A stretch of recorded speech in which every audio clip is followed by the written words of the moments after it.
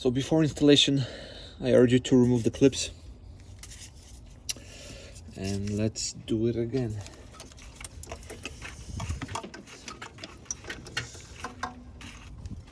So this goes down there.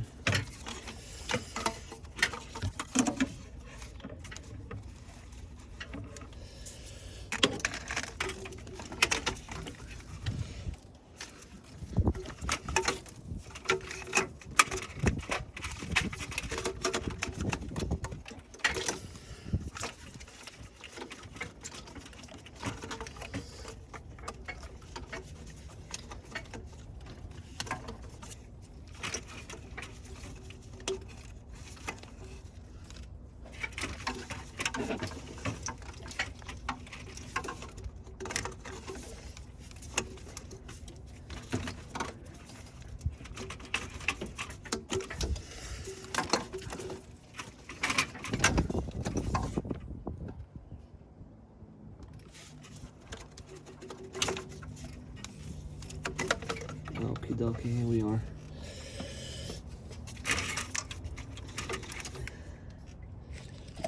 So as you guys see,